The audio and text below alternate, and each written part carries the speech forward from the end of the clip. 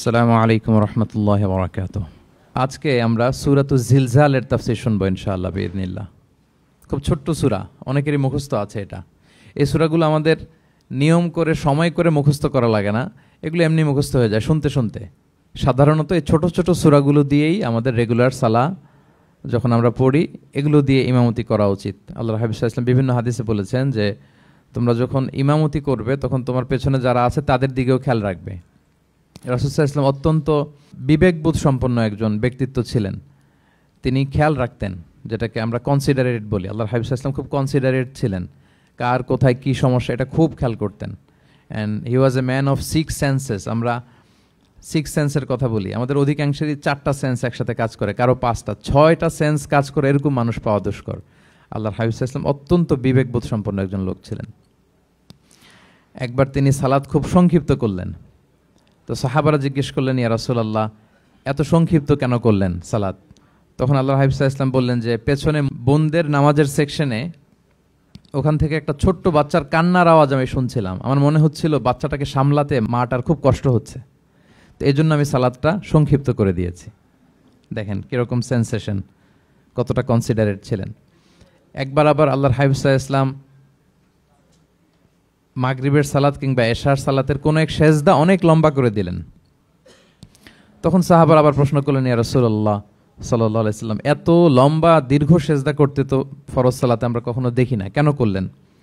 অসুস্থ হলেন নাকি নামাজের মাঝখানে, অথবা ওহী নাজিল হচ্ছিল নাকি, এরকম কিছু ঘটলো নাকি? তো আল্লাহর হাবিব সাল্লাল্লাহু আলাইহি ওয়াসাল্লাম বললেন যে না, এগুলো কিছুই না, বরং আমার নাতি হাসান আমি সেজদারত অবস্থায় আমার পিঠের উপরে চড়ে বসেছিল, কাঁধের উপরে। তো আমি অপেক্ষা করছিলাম যতক্ষণ না তার খেলা শেষ না হয়, তার প্রয়োজন পূরণ না হয়, ততক্ষণ আমি সেজদায় লুটিয়ে পড়েছিলাম। হাসান যখন নেমেছে, তার প্রয়োজন পূরণ হয়েছে, আমি আবার সেজদা থেকে উঠে দাঁড়িয়েছি। দেখেন কতটা কনসিডারেট ছিলেন। তো এইভাবে আল্লাহর হাবিব সাল্লাল্লাহু আলাইহি ওয়াসাল্লাম ছোট ছোট সূরাগুলো দিয়ে ফরজ সালাতের ইমামতি করতে উদ্বুদ্ধ করতেন। মুআয ইবনে জাবাল রাদিয়াল্লাহু তাআলা আনহুকে উনি মদিনার পাশেই একটা এলাকার ইমাম হিসেবে অ্যাসাইন করেছিলেন। তো ওই এলাকার লোকজন ছিল শ্রমজীবী, ওট দিয়ে তারা পানি নিয়ে খেজুর বাগানে পানি সিঞ্চন করত। সারাদিন পরিশ্রম করে ওনারা সালাতে অংশগ্রহণ করত। তো একবার উনি মাগরিবের সালাতে সূরাতুল বাকারা তেলাওয়াত শুরু করলেন। কোরআনের সবচাইতে ছোট সূরা নাকি সবচাইতে বড় সূরা, 286 আয়াত বিশিষ্ট সূরা। তো ওনারা ছিলেন ক্লান্ত, শ্রান্ত, পরিশ্রান্ত। কেউ কেউ বিরক্ত হয়ে ক্লান্ত হয়ে নামাজ ছেড়ে দিয়ে একা একা নামাজ পড়ে ফেললেন। পরে আল্লাহর হাবিব সাল্লাল্লাহু আলাইহি ওয়াসাল্লামের কাছে যে তারা অভিযোগ করলেন যে ইয়া রাসূলুল্লাহ আপনি যে ইমাম পাঠিয়েছেন উনি তো এমন কাজ করেছে, সূরা বাকারা উনি ধরেছে মাগরিবের সালাতে। রাসূল সাল্লাল্লাহু আলাইহি ওয়াসাল্লাম খুবই ক্ষিপ্ত হলেন, রাগান্বিত হলেন এবং মুআয ইবনে জাবাল রাদিয়াল্লাহু তাআলা আনহুকে ডেকে পাঠালেন। ডেকে তিনি বললেন, আফাত্তানুন আনতা ইয়া মুআয। লিটারালি ফাত্তান শব্দটা ব্যবহার করেছেন যে মুআয তুমি কি সমাজে ফিতনা ছড়াচ্ছ? তোমাকে পাঠালাম ইমাম হিসেবে, সেখানে তালিম দিবে, তারবিয়া দিবে, ঐক্য ধরে রাখবে, তুমি কি ফিতনা ছড়াচ্ছ সমাজে? তুমি কি ওয়াদ-দুহা ওয়াল-লাইলি ইযা সাজা এরকম সূরাগুলো পারো না?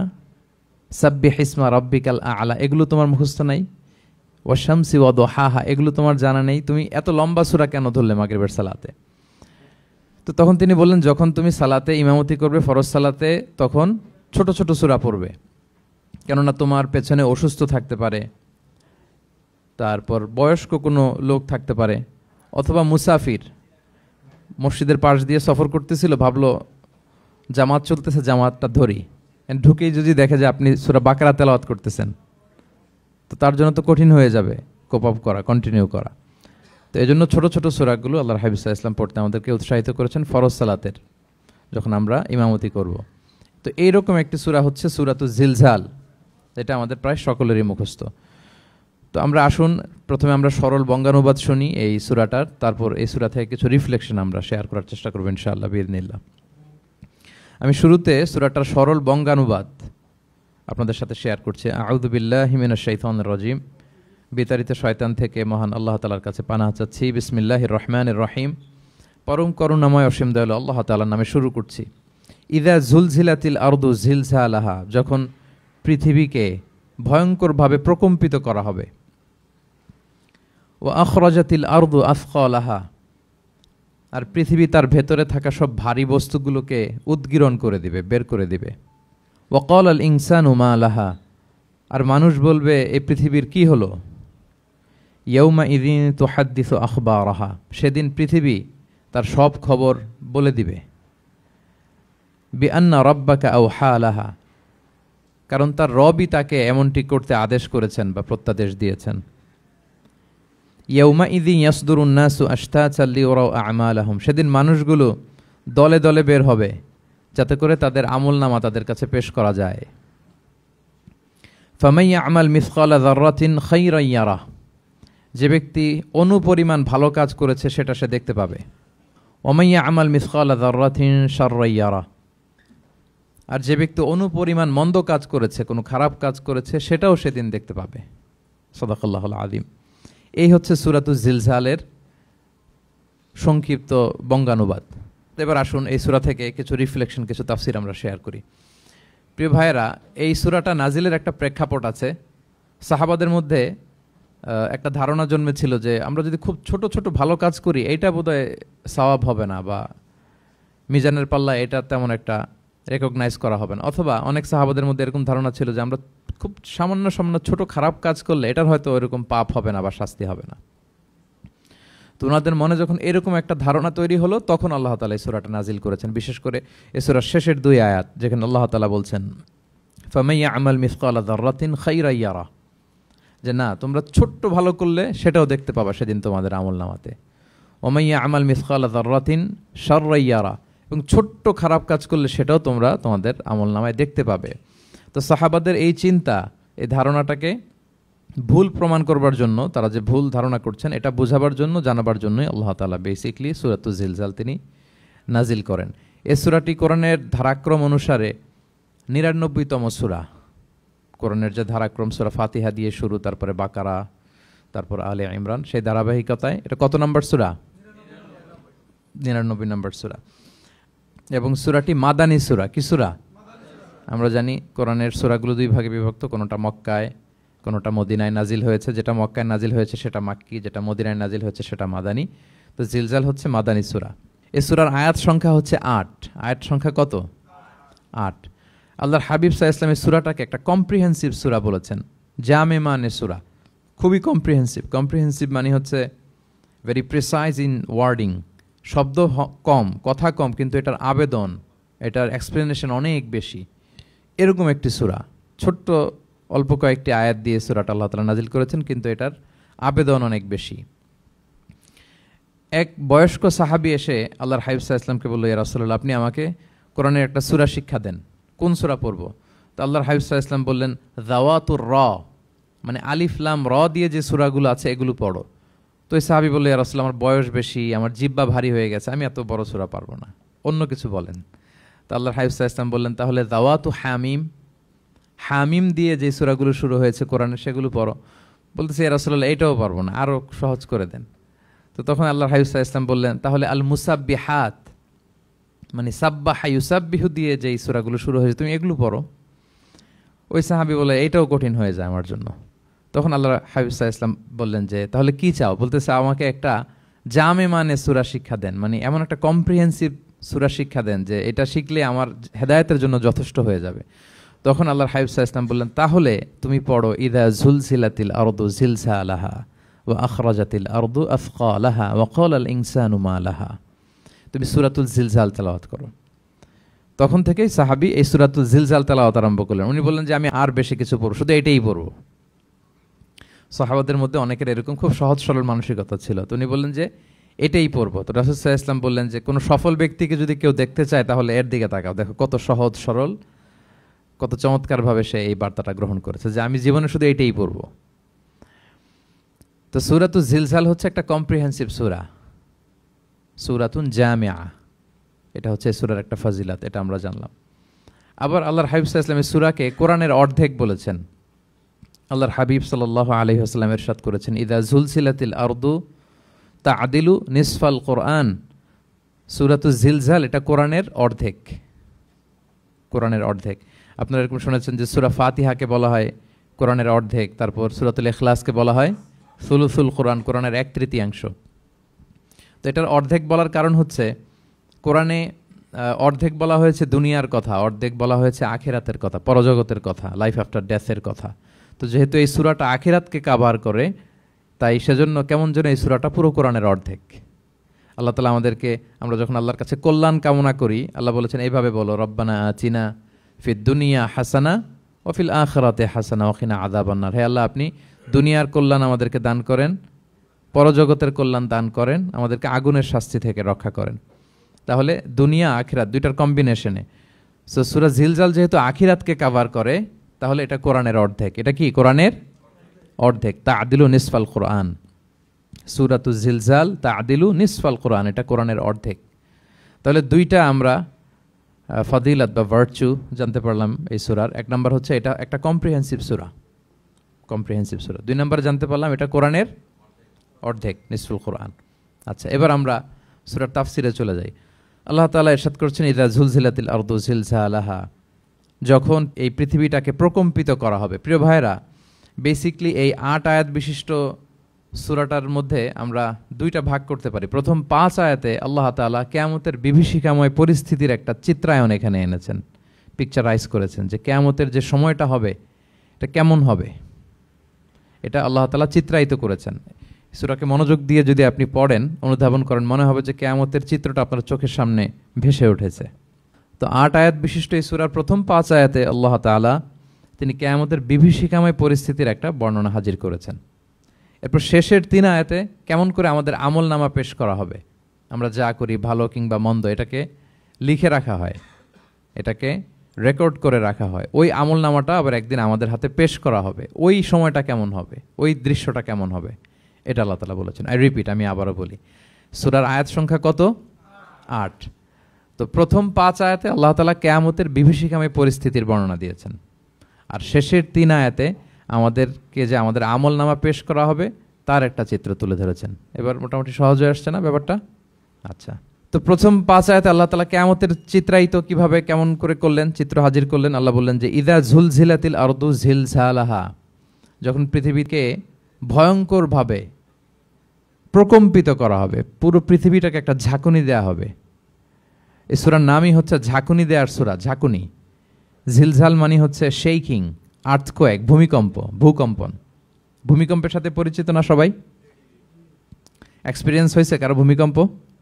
নাকি ঘুমায় থাকার সময় হয়? সব সময় হয়েছে? হ্যাঁ, মাঝে মাঝে আমরা এক্সপিরিয়েন্স করি আর্থকোয়েক, ভূকম্পন। পৃথিবী কেঁপে ওঠে, এটা একটা ন্যাচারাল ফেনোমেনা। পৃথিবীর মাটির নিচে অনেক কিছু থাকে, এগুলো নড়ে চড়ে উঠলে পৃথিবীটাও কেঁপে ওঠে। নানা কারণে ভূকম্পনটা হয়। পৃথিবীর ভেতরে অনেকগুলো শিলার স্তর আছে। আমরা যেরকম মাটি দেখি, পুরো পৃথিবীটা জুড়েই কিন্তু এরকম মাটি নয়, অনেক শিলা আছে, রূপান্তরিত শিলা, পাললিক শিলা, আগ্নেয়গিরির শিলা। এই শিলাগুলোর মধ্যে ডিসপ্লেস হলে পৃথিবী কেঁপে ওঠে। আবার পৃথিবীর ভেতরে আগুন আছে, গ্যাস আছে, এই গ্যাসগুলো যখন মুভ করে তখন পৃথিবীর উপরে কেঁপে ওঠে। একটাকে হাইপোসেন্টার বলে, আরেকটাকে ইপোসেন্টার বলে। হাইপোসেন্টার মানে পৃথিবীর ভেতরের অংশটাকে বলে হাইপোসেন্টার, আর ভূপৃষ্ঠের এটাকে বলে ইপোসেন্টার। ওই হাইপোসেন্টারে যদি কোনো ঝড় হয়, উপরে এই প্রকম্পিত হয়। এটাকে আমরা ভূকম্পন বা ভূমিকম্প হিসেবে দেখি পৃথিবীতে। তো এই পৃথিবীতে অনেক বড় বড় ভূমিকম্প আমরা দেখেছি। জাপানে, আমার গত বছর একটা সফর ছিল জাপানে, তো সকাল বিকেল ভূমিকম্প হয়। এখানে তো আমরা 6 মাস 1 বছর ভূমিকম্প দেখি, ওখানে সকালে বিকেলে একটু একটু করে কাঁপতেছে। এর কারণ হচ্ছে ওইটা এমন একটা এলাকায় পড়েছে, প্যাসিফিক ফায়ার রিংস বলে, একটা প্লেটের উপর, 7টা ট্যাকটনিক প্লেটের উপর আল্লাহ তাআলা পৃথিবীকে সেট করেছেন। ওই ট্যাকটনিক প্লেটগুলো যদি একটার সাথে একটা ঘর্ষণ হয়, অনেক এনার্জি রিডিউস করে, ওইখান থেকে পৃথিবীর উপরে এরকম ভাইব্রেশন শুরু হয়, এই প্রকম্পনটা শুরু হয়। তো জাপানের বিভিন্ন সময় আমরা বড় বড় ভূমিকম্পের কথা শুনেছি। ওদের কান্টো সিটি আছে একটা, অনেক বড় ভূমিকম্প হয়েছিল 1920 সালে, লাখখানেক লোক মারা গিয়েছে। আপনাদের সুনামির কথা মনে থাকবার কথা, সুনামির কথা মনে আছে? কত সালে? 2004 সালে। এই ভূমিকম্পে পুরো একটা মহাদেশ কেঁপে উঠেছিল, দ্য এন্টায়ার এশিয়া, পুরো এশিয়াটা কেঁপে উঠেছিল। এটাকে আন্ডারসি মেগাথার্স্ট আর্থকোয়েক বলে। এত ভয়ঙ্কর ভূমিকম্প হয়েছে যে পুরো, মাঝে মাঝে ভূমিকম্পে তো 1-2টা দেশ আক্রান্ত হয়, এটা পুরো একটা মহাদেশ কেঁপে উঠেছিল। ওই ভূমিকম্পের কারণে ইন্দোনেশিয়াতে প্রায় 2.5 লাখ লোক মারা গিয়েছে, 2.5 লক্ষ। বান্দা আছে সুমাত্রাতে। হাইতিতে একবার একটা ভূমিকম্প হয়েছে আর অনেক আগে, লক্ষ লক্ষ লোক মারা গিয়েছে। তো এই যে ভূমিকম্প এর নামে আল্লাহ তাআলা বেসিকলি এই সূরাটা দিয়েছেন। তবে পৃথিবীবাসী যেই ভূকম্পন এক্সপিরিয়েন্স করেছে, কিয়ামতের সময় যে ভূমিকম্প হবে ওটা কি ওই রকম হবে? হ্যাঁ, ওটা ভয়ঙ্কর ভূমিকম্প হবে, মারাত্মক ভূমিকম্প। আল্লাহ তাআলা বলছেন, ইয়া আইয়ুহান নাসুত্তাকু রাব্বাকুম ইন্না জালজালাতাস সাআতি শাইউন আযীম। হে মানুষেরা, তোমরা আল্লাহকে ভয় করো আর তোমরা জেনে রেখো কিয়ামতের যে ভূমিকম্পটা হবে সেটা শাইউন আযীম। আযীম শব্দটা আল্লাহ যে কোনো জায়গায় ব্যবহার করেন না, যেটা খুব ভয়ঙ্কর হয়, মাত্রাতিরিক্ত, লিমিট ছাড়িয়ে যায়, ওটার ক্ষেত্রে আল্লাহ তাআলা আযীম বলেন। আল্লাহর হাবিব সাল্লাল্লাহু আলাইহি ইসলামের আচরণ, ওনার ক্যারেক্টারিস্টিক্স বলতে যে আল্লাহ এই শব্দ ব্যবহার করেছেন, ওয়া ইন্নাকা লাআলা খুলুকিন আযীম। নবী হে, আপনি সুমহান চরিত্রের উপর প্রতিষ্ঠিত, মানে এই চরিত্রের মধ্যে দাগ ফেলতে পারে এরকম কেউ নেই। সো আযীম শব্দটা কোরআনের যত জায়গায় ব্যবহার করেছেন, আল্লাহ নিজের ক্ষেত্রে বলেছেন সূরা আয়াতুল কুরসির শেষে, ওয়া হুয়াল আলিয়ুল আযীম, তিনি হচ্ছেন আলী এবং আযীম, সুমহান। তো কিয়ামতের এই ভূকম্পনের ক্ষেত্রে আল্লাহ তাআলা এই আযীম শব্দটা ব্যবহার করেছেন, ইন্না জালজালাতাস সাআতি শাইউন আযীম। এটা মারাত্মক হবে সেদিনকার ভূমিকম্প, সাধারণ ভূমিকম্প নয়। ইযা রুজ্জাতিল আরদু রাজ্জা ওয়া বুসাতিল জিবালু বাসসা, পুরো পৃথিবীটা একসাথে কেঁপে উঠবে, পাহাড়গুলো ভেঙে চুরে তছনছ হয়ে যাবে। এটা হবে বেসিকলি যখন ইসরাফিল আলাইহিস সালাম উনি ট্রাম্পিটে ফুৎকার দিবেন, হুইসেল দিবেন সিঙ্গার মধ্যে, নুফিখা ফিস সূর, সূরের মধ্যে যখন তিনি ফুৎকার দিবেন। আপনারা ইসরাফিল আলাইহিস সালামের একজন ফেরেশতা, ওনার নাম শুনেছেন না? হ্যাঁ, one of the major angels, major একজন ফেরেশতা। আল্লাহ তাআলা ওনাকে সৃষ্টিই করেছেন এই বিশাল হুইসেলে একটা ফুৎকার দেওয়ার জন্য, আর কোনো কাজ নাই। ওনার অ্যাসাইনমেন্ট এই একটাই, সৃষ্টির পর থেকে আজ অবধি বিশাল হুইসেলটা নিয়ে আল্লাহর আরশের দিকে তিনি তাকিয়ে আছেন, অপলক নেত্রে, পলকও ফেলেন না চোখের, যে কখন আল্লাহ তাআলা অর্ডার করবেন, করার সাথে সাথে ফুৎকার দিবেন তিনি। আবার না দেরি হয়ে যায়, আবার না আল্লাহর আদেশ পালনে কোনো গাফলতি হয়ে যায়। সৃষ্টির পর থেকে ওনার একটাই অ্যাসাইনমেন্ট, এই বিশাল সুর ট্রাম্পিট নিয়ে হুইসেল দেওয়ার জন্য আল্লাহর আরশের দিকে তাকিয়ে আছেন। যে মুহূর্তে আমরা এখন কথা শুনছি এখনও তাকিয়ে আছেন উনি। 3টা ফুৎকার দেওয়ার জন্য আল্লাহ তাআলা ওনাকে সৃষ্টি করেছেন। প্রথম ফুৎকারটাকে বলে নাফখাতুল ফাজা, যে ফুৎকারের সাথে সাথে মানুষগুলো তটস্থ হয়ে যাবে, পৃথিবীর মানুষ তটস্থ হয়ে যাবে। যখন তটস্থ হবে তখন কি অবস্থা হবে সেটাই আল্লাহ তাআলা এই সূরার প্রথম আয়াতে বললেন, যে ইদা জুলজিলাতিল আরদু জিলজালাহা, যখন পুরো পৃথিবীকে প্রকম্পিত করা হবে মারাত্মকভাবে। ইসরাফিল আলাইহিস সালাম প্রথম যে ফুৎকারটা দিবেন তখন পুরো পৃথিবী কেঁপে উঠবে, মারাত্মকভাবে কেঁপে উঠবে। তারপরের যে ফুৎকার দিবেন তখন সব মরে যাবে, আমরা পৃথিবীতে কেউই বেঁচে থাকবো না তখন। মানুষ মরে যাবে, জিন জাতি মরে যাবে, সমস্ত ফেরেশতারাও মরে যাবে। যেই ফেরেশতা মালাকুল মাউত, যিনি মৃত্যুর ফেরেশতা, যার মাধ্যমে আল্লাহ তাআলা মৃত্যু ঘটিয়ে থাকেন, তারও মৃত্যু ঘটবে। সে আল্লাহ তাআলার কাছে বলবে, আল্লাহ, পৃথিবীর সবাই মরেছে, আপনার আদেশ অনুযায়ী মানুষ, জিন, ইবলিস সবাইকে আমি মৃত্যু দিয়েছি, তাদের রূহ কবজ করেছি, এখন কি হবে? আল্লাহ তাআলা বলবেন, এখন তুমি মরবে, মুতিয়া মালাকুল মাউত, এখন তুমি মরো। মালাকুল মাউত তখন মারা যাবে। এত ভয়ঙ্কর একটা চিৎকার দিয়ে মালাকুল মাউত জগৎ থেকে বিদায় নিবে। আল্লাহর হাবিব সাল্লাল্লাহু আলাইহি ওয়াসাল্লাম বলেন, ওই ভয়ঙ্কর চিৎকার যদি পৃথিবীবাসী শুনতে পেত তাহলে আলাদা করে ইসরাফিলের সিঙ্গার ফুৎকার দেওয়ার প্রয়োজন হতো না। প্রতিটা মানুষ তাদের কানের পর্দা ফেটে মুহূর্তেই লাশ হয়ে পড়ে যেত, মালাকুল মাউত মরে যাবে। তখন মহাবিশ্বে আর কেউ থাকবে না একটা সত্তা ছাড়া। তিনি কে? আল্লাহ সুবহানাহু ওয়া তাআলা। সূরা আর রহমানে আল্লাহ তাআলা চমৎকারভাবে বলেছেন, কুল্লু মান আলাইহা ফান ওয়া ইয়াবকা ওয়াজহু রাব্বিকা যুল জালালি ওয়াল ইকরাম। পৃথিবীতে যা আছে সব নিঃশেষ হয়ে যাবে একমাত্র তিনি ছাড়া। তিনি হচ্ছেন অব্যয়, অক্ষয়, অবিনশ্বর, চিরঞ্জীব, শাশ্বত। এরপর কেউ যখন থাকবে না, আল্লাহ তাআলা ইসরাফিল আলাইহিস সালামকে আবার জীবিত করবেন। তখন তিনি সর্বশেষ হুইসেলটা দিবেন, আবার জীবিত হয়ে তিনি লাস্ট 3 নম্বর হুইসেলটা দিবেন। লাস্ট হুইসেলটা যখন দেয়া হবে তখন জমিন থেকে সব মৃত লাশগুলো আবার জীবিত হয়ে দাঁড়াতে শুরু করবে। মিনহা খালাকনাকুম ওয়া ফিহা নুঈদুকুম ওয়া মিনহা নুখরিজুকুম তারাতান উখরা, মাটি থেকে বানিয়েছি, মাটির কবরে তোমাদের পাঠিয়েছি, আবার মাটি থেকে তোমাদেরকে উত্থিত করা, আবার সবাই উঠবে। এই 3টা হুইসেল দেওয়ার জন্য আল্লাহ তাআলা সাইয়েদনা ইসরাফিল আলাইহিস সালামকে সৃষ্টি করেছেন। তো ওনার প্রথম হুইসেল দেওয়ার পরে কি অবস্থা হবে, কি রিয়াকশন হবে, ওইটা আল্লাহ তাআলা সূরাতুল জিলজালের প্রথম আয়াতে বললেন, ইযা জুলজিলাতিল আরদু জিলজালাহা, যখন পুরো পৃথিবীটা প্রকম্পিত হবে, মারাত্মকভাবে প্রকম্পিত হবে। ওয়া আখরাজাতিল আরদু আসকালাহা, আর যখন জমিন তার ভেতরে থাকা ভারী বস্তুগুলোকে উদ্গীরণ করে দেবে, বমি করে বের করে দেবে, ভমিটিং করবে বা নিক্ষেপ করবে। পৃথিবীর ভেতরে কি আছে তাফসিরে এসেছে আল মাউথা ওয়াল কুনুজ, অর্থাৎ মৃত ডেড বডিগুলো, সেই আদম আলাইহিস সালামের সময় থেকে শুরু করে কিয়ামত পর্যন্ত পৃথিবী সব ডেড বডিগুলোকে ধারণ করে তার ভেতরে, তাই না? জীবিতদেরকে ভূপৃষ্ঠ উপরে ধারণ করে আর মৃতদেরকে জমিন তার পেটের ভেতরে ধারণ করে। তো আখরাজাতিল আরদু আফকালাহা, জমিন ভারী বস্তুগুলোকে উদ্গীরণ করবে, তাহলে সব ডেড বডিগুলোকে তখন বের করে দিবে। আর কুনুজ যত আছে, মিনারেলস, যত খনিজ পদার্থ আছে পৃথিবীর ভেতরে, স্বর্ণ, যত মিনারেল আছে, ইউরেনিয়াম থেকে শুরু করে যত গ্যাস আছে, প্লাটিনাম আছে, যা আছে, আগুন, অগ্নিকুণ্ড, সব কিছু জমিন বের করে দিবে। মারাত্মক এক বিস্ফোরণের মধ্য দিয়ে জমিন সব কিছু উদ্গীরণ করে বের করে দিবে। তাহলে দেখেন, কিছুটা সামহাও আপনাদের সামনে চিত্রায়িত হচ্ছে না কিয়ামতটা কেমন হবে? যদি একটু কল্পনা করেন যেভাবে আল্লাহ তাআলা বলছেন যে ইদা জুলজিলাতিল আরদু জিলজালাহা, পুরো পৃথিবীটা প্রকম্পিত হবে। ও আখরাজাতিল আরদু আফকালাহা, জমিন তার ভেতরের বস্তুগুলো বের করে দিবে, ভারী বস্তুগুলো, অর্থাৎ ডেড বডি এবং যত খনিজ পদার্থ আছে সেগুলো। ওয়াকাল আল ইনসানু মা লাহা, মানুষ বলবে পৃথিবীর হলো কি, হোয়াটস হ্যাপেনিং, কি হচ্ছে, কি হলো পৃথিবীর, পৃথিবী এরকম কেন করতেছে? যে আয়াতটা বলেছিলাম যে ইন্না জালজালাতাস সাআতি শাইউন আযীম, সেখানে আল্লাহ তাআলা বলছেন ইয়াউমা তারাউনাহা তাযহালু কুল্লু মুরদিআতিন আম্মা আরদাআত ওয়া তাদউ কুল্লু যাতি হামলিন হামলাহা ওয়া তারান নাসা সুকারা ওয়া মা হুম বিসুকারা ওয়ালাকিন্না আযাবাল্লাহি শাদীদ।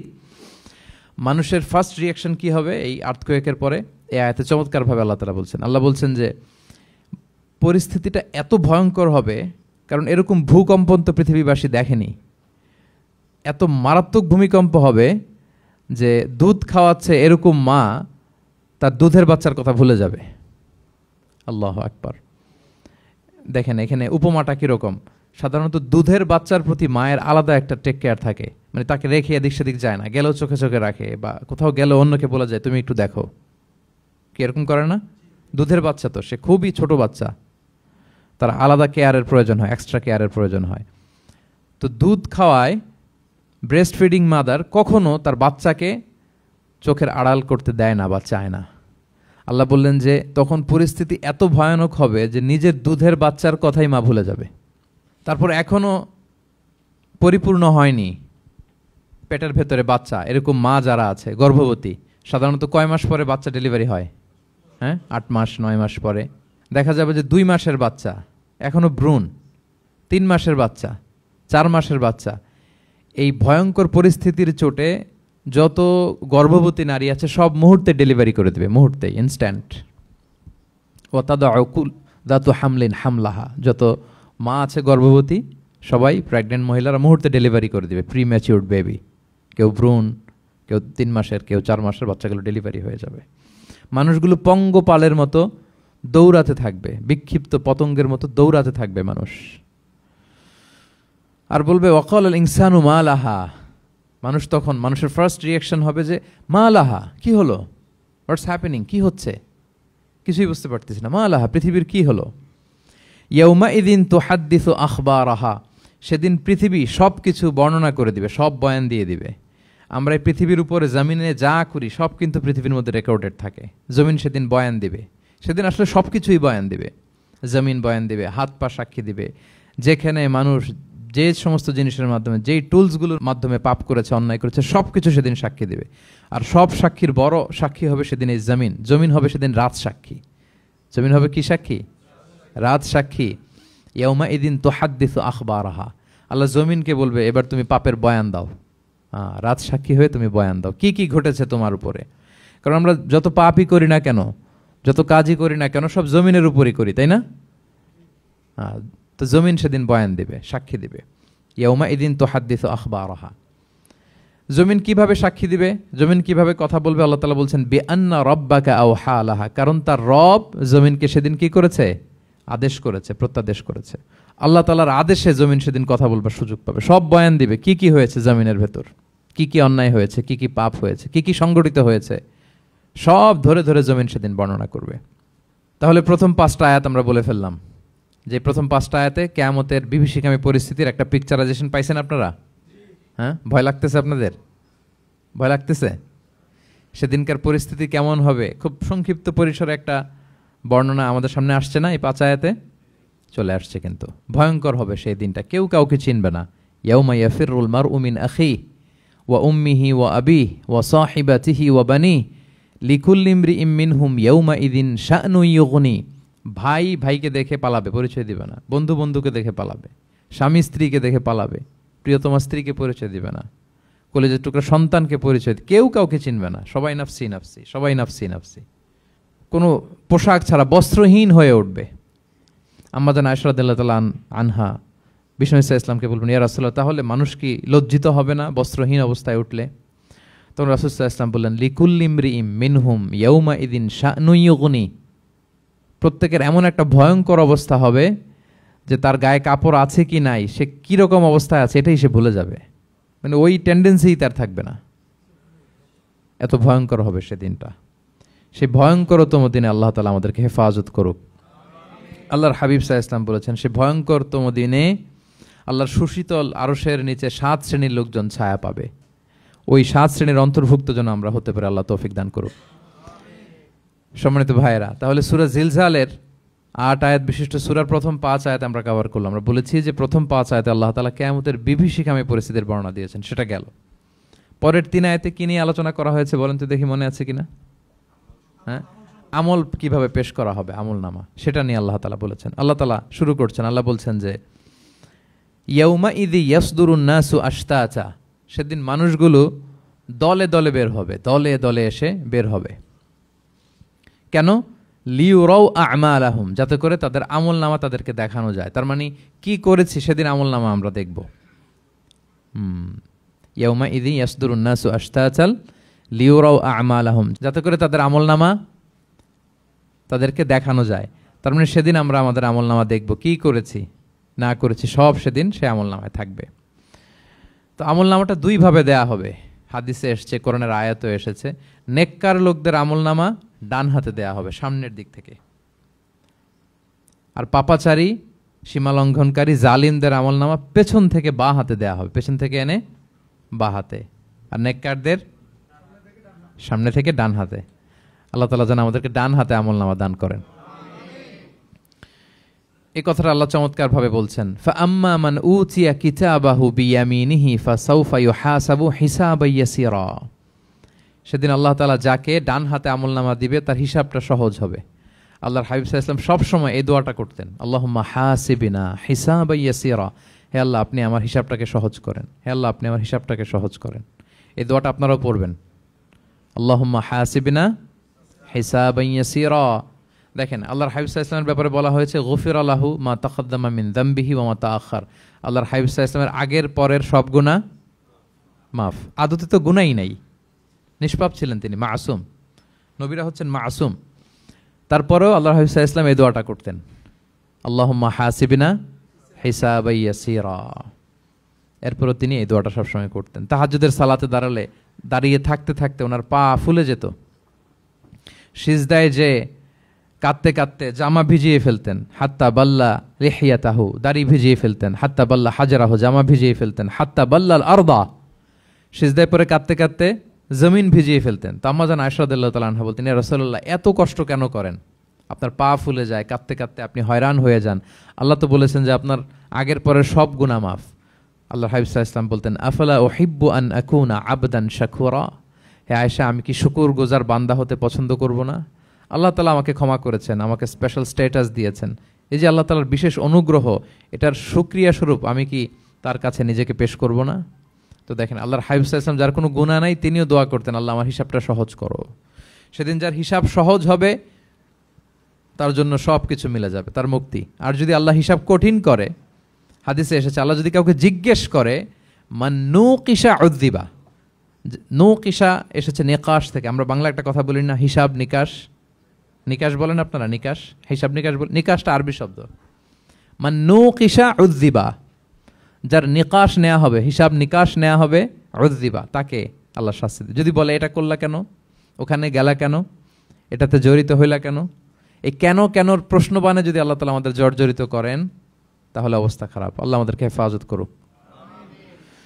আর যাকে আল্লাহ তাআলা অনুগ্রহ করবেন, অনেক আল্লাহ তাআলা এইভাবে অনুগ্রহ করবেন, আল্লাহ বলবেন তুমি যে এই পাপটা করছিলা মনে আছে? তখন বান্দা বলবে আল্লাহ মনে আছে, আমি স্বীকৃতি দিচ্ছি, অ্যাকনোলেজ করছি আল্লাহ আমি পাপী, আল্লাহ আমি ভুল করে ফেলেছি। আল্লাহ বলবে এটা দুনিয়ার কেউ জানে না, আজকে আমিও জানাবো না কাউকে, যাও তুমি আমার এই ডান হাতের নিচ দিয়ে জান্নাতের ভেতরে ঢুকে যাও। আল্লাহুম্মা জাআলনা মিনহুম, আল্লাহুম্মা জাআলনা মিনহুম, আল্লাহুম্মা জাআলনা মিনহুম ইয়া রাব। আল্লাহ তুমি আমাদেরকে তাদের অন্তর্ভুক্ত করো, আমরা পড়ি আমিন। আল্লাহর হাবিব সাল্লাল্লাহু আলাইহি ওয়াসাল্লাম বলতেন আল্লাহুম্মা হাসিবিনা হিসাবান ইয়াসিরা, আল্লাহ আপনি আমাদের হিসাবকে সহজ করুন। ফাআম্মা মান উতিয়া কিতাবাহু বিয়ামিনিহি, তাহলে হিসাব সহজ হবে কাদের? যাদেরকে আল্লাহ কোন হাতে আমলনামা দিয়েছেন? ডান হাতে। ফাসাউফা ইউহাসাবু হিসাবান ইয়াসিরা, তাদেরকে সহজভাবে হিসাব নেওয়া হবে। ওয়ায়ানকালিবু ইলা আহলিহি মাসরুরা, তারা তাদের পরিবারের সাথে খুব আনন্দ উৎফুল্লতার সাথে মিলিত হবে। আর ওয়া আম্মা মান উতিয়া কিতাবাহু ওয়ারাআ যাহরি, আর যাদেরকে পেছন থেকে আমলনামা দেয়া হবে বা হাতে, ফাসাউফা ইয়াদউ সুবুরা, তারা মৃত্যু কামনা করবে, সেদিন মৃত্যু, ধ্বংস কামনা করবে, তারা নিজেদের ধ্বংস। ওয়ায়াসলা সাঈরা, আর তারাই জাহান্নামে অন্তর্ভুক্ত হবে, জাহান্নামে তারাই প্রবেশ করবে। বলে আয়াযু বিল্লাহ, নাউযু বিল্লাহ, আল্লাহ আমাদেরকে তুমি হেফাজত করো। তাহলে আমলনামার পর্বটা কেমন হবে? আল্লাহ বলছেন ইয়াউমা ইযি ইয়াসদুরুন নাসু আশতাত, দলে দলে মানুষ উঠবে, কবর থেকে আসবে, লিউরাউ আমালাহুম, যাতে করে তাদের আমলনামা তাদেরকে দেখানো হয়। আর আমলনামা কারো আসবে সামনে থেকে ডান হাতে, কারো আসবে, আমরা যেন ডান হাতে পাই নাকি, এই ফরিয়াদ, এই প্রার্থনা আমরা আল্লাহর কাছে করি। এবার আমলনামা পেয়ে গেলাম আমরা সবাই হাতে, এবার আল্লাহ তাআলা আমাদেরকে বলবেন তোমরাই একটু পড়ো তোমাদের আমলনামা। ইকরা ইকরা কিতাবাকা কাফা বিনাফসিকাল ইয়াউমা আলাইকা হাসিবা, পড়ো তোমার আমলনামা, হিসেবের জন্য তুমিই যথেষ্ট আজকে। ধরেন আজকে আপনার গণিত পরীক্ষা গেছে, ধরেন অঙ্ক পরীক্ষার পরে যার খুব কনফিডেন্স ভালো, ভালো গণিত জানে, সে আসলে আগে থেকেই জানে যে আমি 100তে 100, তার একটা নিজের হিসেব নিকেশ আছে না নাকি? হ্যাঁ। আর ধরেন যে যার গণিত মিলে নাই, পরীক্ষা ভালো হয় নাই, যে হচ্ছে খুব খারাপ ছাত্র, একেবারে লাড্ডু গুড্ডু মেরে আসছে, ও নিজেও জানে এটার ফল প্রকাশের জন্য এত ওয়েট করা লাগে না, তার একটা হিসাব নিকেশ আগে থেকে জানা আছে যে আমার দিয়ে তো কিছু হবে না, আমার অন্য চিন্তা করতে হবে। ফলাফল রেজাল্ট আসে নাই, কিন্তু সে নিজেও জানে যে সে 00 পাবে। আর যে গণিতে খুব ভালো, হ্যাঁ, সব তার গণিত মিলে গেছে, রেজাল্টের আগে থেকেই সে জানে যে আমার 100 থেকে 100 কেউ এটা থামাতে পারবে না। তো আমরা আসলে কে কি করেছি, আমাদের কি আমলনামা, সেদিন তো আমরা পাবো, কিন্তু তার আগে আমাদের নিজেদেরও একটা বন্দোবস্ত, হিসেব নিকেশ, বোঝাপড়া আছে না নাই বলেন? আমরা জানি আমরা কে কি করেছি আমরা জানি। আল্লাহ নিজেদেরকে তখন দায়িত্ব দিয়ে বলবেন ইকরা কিতাবাকা কাফা বিনাফসিকাল ইয়াউমা আলাইকা হাসিবা, পড়ো তোমার আমলনামা, ইকরা, পড়ো। এবার তুমি মার্কিং করো, তোমাকে আমি মার্কিং করার আগে তুমি একটু করো, দেখি তুমি কি করেছো, তুমি একটু মার্কিং করো। তো আমলনামা পাওয়ার পরে আমাদের যে প্রতিক্রিয়া হবে সেটা আল্লাহ কোরআনে তুলে ধরেছেন। আল্লাহ তাআলা বলছেন যে মানুষ বলবে মালি হাযাল কিতাবি লা ইউগাদিরু সগীরাতান ওয়ালা কাবীরাতান ইল্লা আহসাহা, এটা কেমন আমলনামা, ছোট বড় কোনো কিছু মিসিং হয় না এখানে। আল্লাহু আকবার, কিছু মিস হয় নাই। অনেক কিছু আপনারও মনে নাই, কিন্তু দেখার পরে মনে হবে। ধরেন ঠিক এই মুহূর্তে গত বছর রমাদানের এই দিনে আমরা কোথায় ইফতারি করছিলাম, হুট করে জিজ্ঞেস করলে আমি বলতে পারবো? বলতে পারবেন আপনি? কিন্তু হিসাব কেউ মিলাই দিলে তখন মনে করবে ও তাই তো, আমি তো ওই সময় এটা করছি, ওই সময় তো ওইখানে ছিল। আমলনামা দেখে মানুষের ফার্স্ট রিয়াকশন হবে মালি হাযাল কিতাবি লা ইউগাদিরু সগীরাতান ওয়ালা কাবীরাতান ইল্লা, এটা কেমন আমলনামা, সব মিলে যাচ্ছে, তাই তো, এমনটাই তো করেছি আমি। সগীরাতান ওয়ালা কাবীরা, ছোট বড় তুচ্ছ নগণ্য সব আল্লাহ তাআলা তুলে ধরেছেন সেখানে, সব আমলনামায় তুলে ধরেছেন। মুমিনরা তো আমলনামা পেয়ে মহা খুশি, তাদের চেহারা হবে সেদিন উজ্জ্বল, প্রফুল্ল, প্রস্ফুটিত। উজুহু ইয়াউমাইযিন মুসফিরা দাহিকাতুম মুস্তাবশিরা, উজ্জ্বল থাকবে তাদের চেহারা। আর আরেক দলের চেহারা, যাদের আমলনামা বা হাতে দেয়া হয়েছে, তারা চিৎকার করবে, তারা নিজেদের ধ্বংস কামনা করবে, মৃত্যু কামনা করবে, তারা বাঁচার জন্য মুমিনদের কাতারে ঢুকে যেতে চাইবে। আল্লাহ তাআলা বলবেন না, আজকে ঢোকার সুযোগ নাই। ওয়ামতাজুল ইয়াউমা আইয়ুহাল মুজরিমুন, পাপীদেরকে আজকে আলাদা করে ফেলো। সীমাহুম ফি উজুহিহিম মিন আসারিস সুজুদ, তাদের চেহারার মধ্যে সিজদার দাগ দেখে ফেরেশতারা জান্নাতীদেরকে আলাদা করবেন, জাহান্নামীদেরকে আলাদা করবেন। এবার যখন বলা হবে আমলনামা পড়ো, তোমাদের কোনো মন্তব্য আছে কিনা, তারা অস্বীকার করবে। শুরুতে বাঁচার জন্য কি করবে? দুনিয়াতে যেরকম হয়, সুপ্রিম কোর্টে দাঁড়িয়ে কাঠগড়ায় দাঁড়িয়ে যেটা করে মানুষ, বাঁচার সর্বশেষ চেষ্টাটা করে, অস্বীকার করে, মিথ্যা বলে না? সেদিনও মানুষ অস্বীকার করবে, তারা বলবে আল্লাহ এটা আমি করি নাই। কি বলবে? করি নাই। তা আল্লাহ তাআলা কি প্রমাণ করে দিতে পারবেন যে তারাই এটা করেছে? হ্যাঁ, এত এত ফ্যাক্টর অথেন্টিকেশন আল্লাহর কাছে থাকবে যে মানুষ অবাক হয়ে যাবে। আমরা যে মোবাইলে 3 ফ্যাক্টর 4 ফ্যাক্টর অথেন্টিকেশন দেই না, হ্যাঁ, আল্লাহর কাছে এরকম অনেকগুলো ফ্যাক্টর অথেন্টিকেশন থাকবে। আল্লাহ তাআলা প্রমাণ করে ছাড়বেন যেটা তুমিই করেছো। আল্লাহ তাআলা বলবেন এই আমলনামা যদি বিশ্বাস না হয়, আমার কিরামান কাতিবিনের কাছে একটা ব্যাকআপ ফাইল আছে, ওটার সাথে মিলাবো। কিরামান কাতিবিনা ইয়ালামুনা মা তাফআলুন, তোমরা যা করেছো সব তারা জানে, সব লিখে রেখেছে। কিরামান কাতিবিনের ব্যাকআপ ফাইল আনার পরে দেখা যাবে যে আমলনামা হুবহু একেবারে পাই টু পাই মিলে গিয়েছে। তারপরও তারা অস্বীকার করবে, বলবে যে আল্লাহ আমরা করি নাই, তোমার ফেরেশতারা ভুল করে লিখছে। এরকম নানা ধরনের অজুহাত, নানা ধরনের মিথ্যাচার তারা করতে চাইবে। আল্লাহ তাআলা তখন বলবেন যে ওয়াকুল্লা ইনসানিন আলজামনাহু তাইরাহু ফি উনুকিহি ওয়া নুখরিজু লাহু ইয়াওমাল কিয়ামাতি কিতাবান ইয়ালকাহু মানশুরা। আমাদের এই যে গ্রীবা লগ্নে আমরা যা করি সব কিছুর একটা ব্যাকআপ ফাইল আছে এখানে। সেদিন আল্লাহ তাআলা সেখান থেকে বের করবেন আমাদের আমলনামা। আল্লাহু আকবার। এই যে আমরা যা বলি এখানে রেকর্ড হয়ে যায়, এই জায়গাটাতে, এই গলার এইখানটাতে আল্লাহ রেকর্ড করে রাখেন। এবং সেদিন এখান থেকে আল্লাহ তাআলা একটা প্রিন্ট আউট বের করে দেখাবেন যে এই দেখো তোমার আমলনামা, কিরামান কাতিবিনের আমলনামা ব্যাকআপ ফাইল, এই যে তোমার এখানে গ্রীবালগ্নে আমি যেটা রেখেছি সেভ করে, এটাও মিলে যাচ্ছে। এরপর মানুষ অনেকে বিশ্বাস করবে না। ফিঙ্গারপ্রিন্ট দিয়ে আল্লাহ তাআলা মিলাবেন। দুনিয়াতে আমরা বায়োমেট্রিক অথেন্টিকেশন করি না, এটা আয়াহসাবুল ইনসানু আল্লাহ নাজমা ইযামা বালা কাদিরিনা আলা আন নুসাউইয়া বানানা। কারো ফিঙ্গারপ্রিন্টের সাথে কারোটা মিলে না, অস্বীকার করার কোনো সুযোগ থাকবে? এরপরেও অনেকে বিশ্বাস করবে না, এরপরও অনেকে মানতে চাইবে না। আল্লাহ তাআলা আজবুজ জানাব থেকে আরেকটা কপি বের করবেন। আমাদের প্রত্যেকের ব্যাকবোনের নিচে কক্সিক্স আছে, ট্রায়াঙ্গেল, ছোট্ট একটা হাড্ডির কণা, আমাদের যে শিরদাঁড়ার একেবারে নিচে, এটাকে হাদিসের ভাষায় বলে আজবুজ জানাব। ইন্নাফিল ইনসানি আযমান, মানুষের দেহে একটা ছোট্ট হাড্ডি কণিকা আছে, লা তাআকুলুহুল আরদু আবাদা, জমিন কখনো ওই হাড্ডি কণিকা খেতে পারে না। মিনহা ইউরাক্কাবুল খালকু ইয়াউমাল কিয়ামা, কিয়ামতের দিন সেখান থেকে সৃষ্টিকে আবার তোলা হবে। সেটার সাথে আল্লাহ তাআলা মিলাবেন, সেখান থেকেও প্রমাণিত হবে। এরপর আল্লাহ তাআলা ভিডিও রেকর্ড দেখাবেন। ওয়াকুল্লা শাইইন আহসাইনাহু ফি ইমামিম মুবিন নামক ভিডিও রেকর্ডার দিয়ে তখন আপনি সরাসরি দেখবেন যে এই তো আপনি ওই জায়গায় গিয়েছেন, এই তো আপনি পাপ কাজ করেছেন, এই তো আপনি অন্যায় কাজ করেছেন, এই তো আপনি জুলুম করেছেন, এই তো সীমালঙ্ঘন করেছেন, সব কিছু আপনি একেবারে ভিজুয়াল প্রেজেন্টেশন, আর অস্বীকার করার কোনো সুযোগ থাকবে না। তারপরেও যারা অস্বীকার করবে যে আল্লাহ আমি করি নাই, আল্লাহ বলেন আলিয়াউমা নাখতিমু আলা আফওয়াহিহিম ওয়া তুকাল্লিমুনা আইদিহিম ওয়া তাশহাদু আরজুলুহুম বিমা কানু ইয়াকসিবুন। সেদিন তার মুখকে আমি সিলগালা করে দেব, আর সুযোগ দেওয়া হবে না। অনেক অস্বীকার করেছো, তার হাত সাক্ষী দিবে, তার পা সাক্ষী দিবে। সেদিন আল্লাহ তাআলা প্রমাণ করেই ছাড়বেন যে এই পাপ তুমি করেছো। তাহলে আমলনামা কিভাবে আল্লাহ দিবেন? আল্লাহ বলেন ইয়াউমা ইযি ইয়াসদুরুন নাসু আশতাতা, দলে দলে আসবে, লিউরাউ আ'মালাহুম, যাতে করে তাদেরকে আমলনামা দেখানো হয়।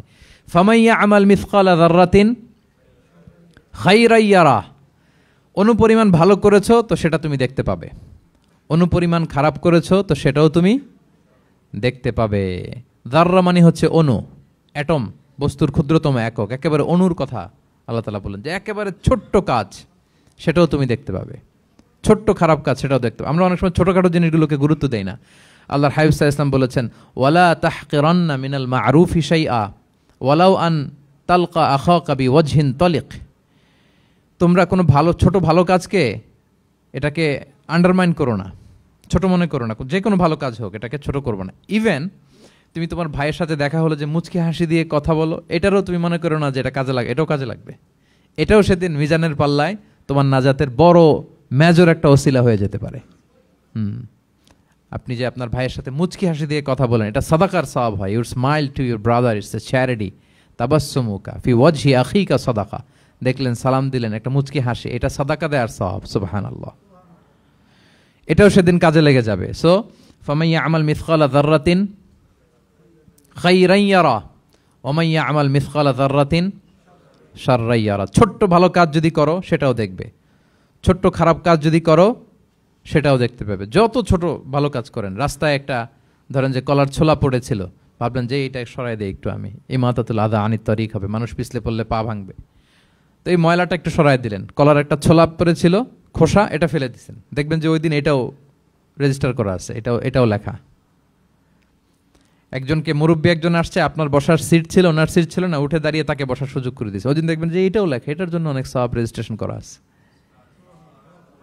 একজন রাস্তা দিয়ে যাচ্ছিল, জিজ্ঞেস করতেছে ভাই যে এই জালান অমুকটা কোথায়, তো আপনি বলে দিলেন যে জালান গুম্বাকটা তো এইদিকে, তো সে আপনার কারণে ওই দিন সঠিক পথে যেতে পারলো। আপনার কাছে মনে হয়েছে ছোট্ট ফিউ সেকেন্ডসের একটা নেক কাজ, কিন্তু সেদিন দেখবেন আমল নামায় সেটাও লেখা। আবার এরকম ছোট্ট ফামাইয়া আমাল মিসকালা যাররাতিন শার, ছোট্ট আপনি একটা গালি দিয়েছেন কাউকে, কারোর ব্যাপারে, এর ব্যাপারে ওর কাছে যে কান ভারী করছেন, ফেসবুকে একটা বাজে কমেন্ট করে দিয়েছেন, দেখার কেউ নাই, ধরার কেউ নাই, দিলাম একটা গালি, দেখবেন যে ওই দিন সব একেবারে ক্ষুদ্র থেকে ক্ষুদ্রতর অনুপরিমাণ খারাপ কাজ, ভালো কাজ সব সেদিন আমলনামায় তুলে রাখবে কে? আল্লাহ সুবহানাহু ওয়া তাআলা, তিনি সেদিন আমলনামায় সব তুলে রাখবেন।